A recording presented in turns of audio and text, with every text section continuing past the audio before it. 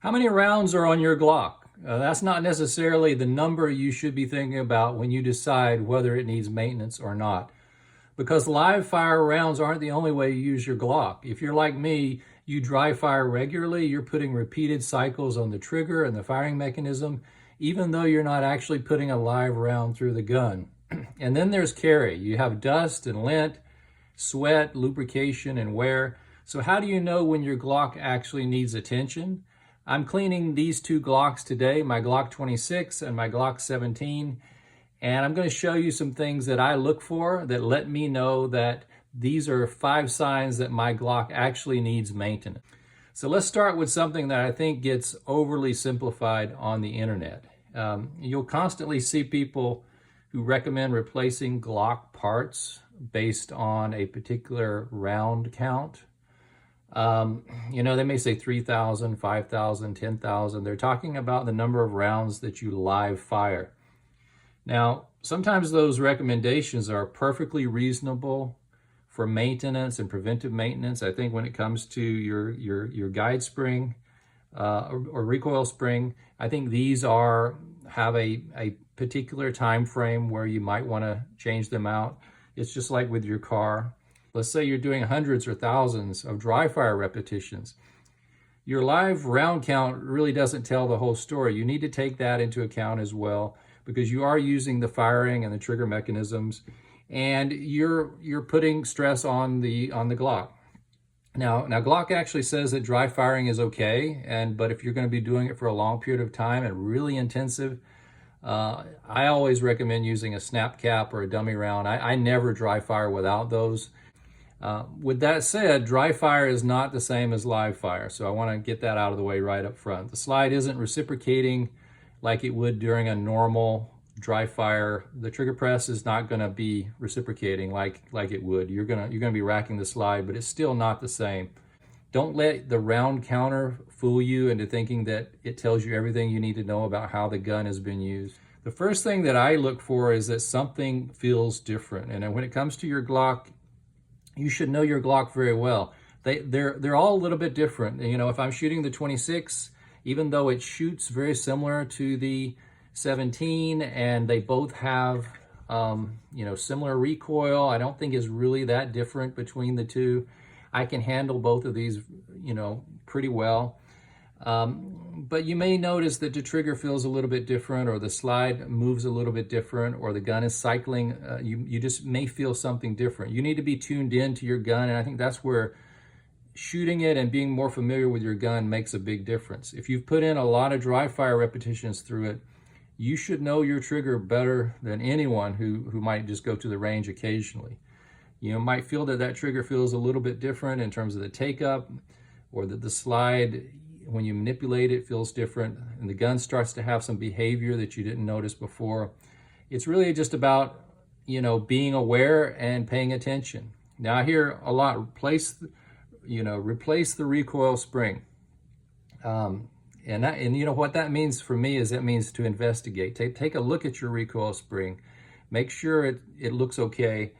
Many experienced Glock owners commonly discuss changes such as failures to return to full battery as a reason to investigate the recoil spring. But that symptom does not mean that this recoil spring is really the culprit of your problem. There are many possible reasons, but that's a common one. And it really should be investigate, not necessarily replace it, but investigate.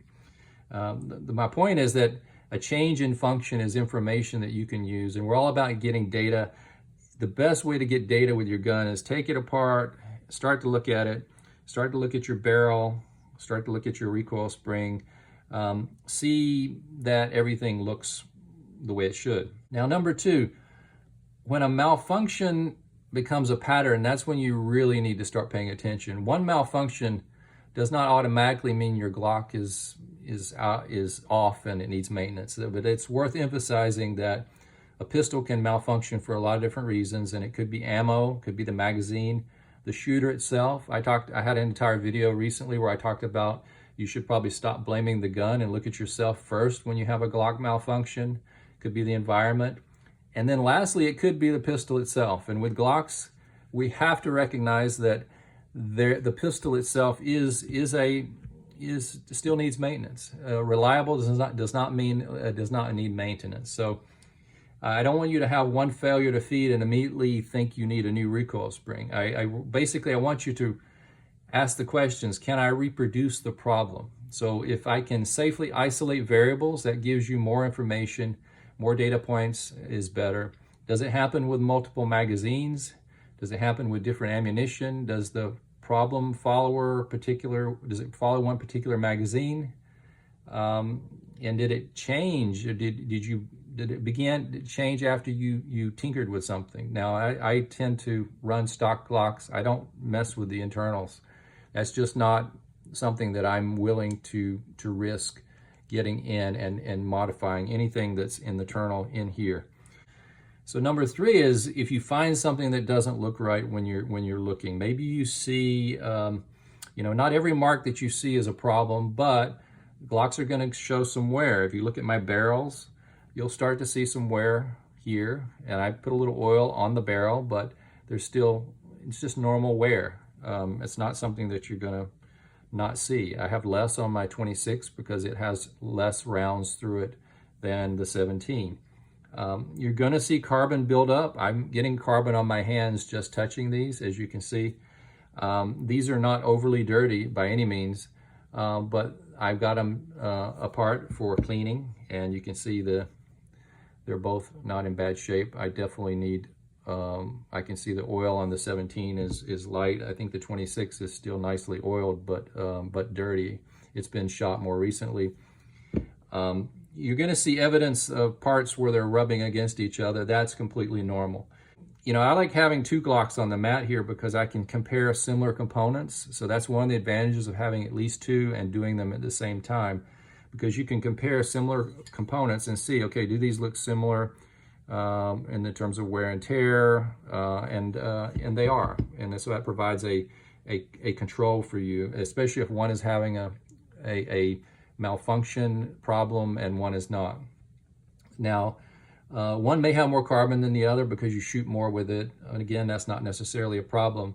But if I see a crack, an obvious damage, corrosion, some sort of obstruction or a wear pattern that suddenly looks different, if my barrel was starting to develop, a distinct wear patterns that were new, that might be something that I really would be concerned about. I keep the outside of my Glocks extremely clean. And I've gotten people even in comments recently say, that Glock 17 looks like it hasn't had any rounds put through it. Well, I consider that a compliment. I'll take that any day. I shoot these regularly and they're dirty, but I do clean them. And so it may look great on camera.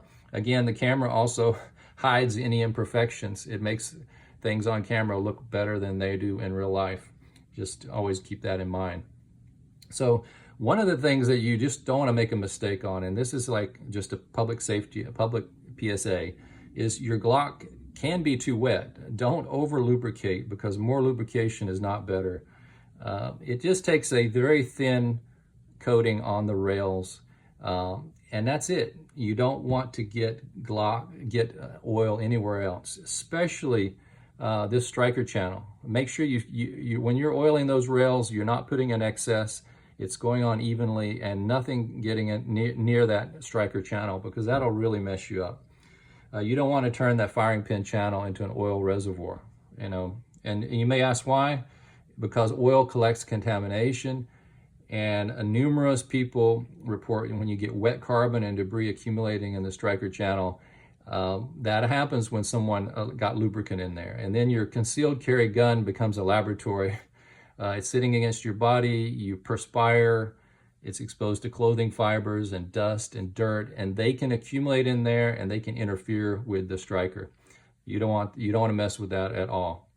So you want to lubricate, the barrel. You want to put on the rails here, and 1 drop in here, and it's very simple. So you don't want to go overboard with your lubrication, but a Glock needs lubrication. A dry Glock is not a good thing. Sometimes we neglect our magazine, and it's easy to overlook because your EDC and your magazine, just like your pistol, you may clean your pistol really nicely, but do you really clean your magazine? your carry magazine. So it may spend weeks or months in a pocket or a pouch or a holster. It accumulates the same problems. And again, don't go and lubricate your magazine, because it's going to also gum up with things. The moisture from the oil with dust and dirt, it's going to be a problem. So try not to lubricate your magazine unless it absolutely needs it.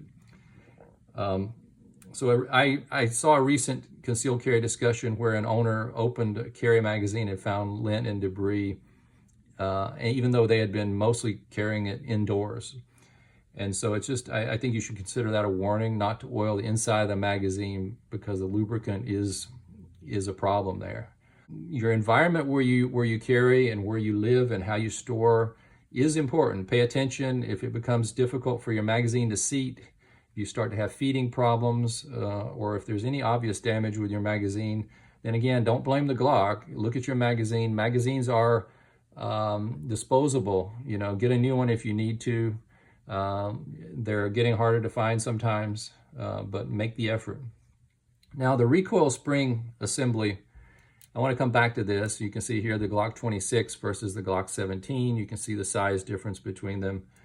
Now, you're going to find different answers on this, and some are very specific numbers. And I don't want to give you a magic number and say this is my science. I don't represent science.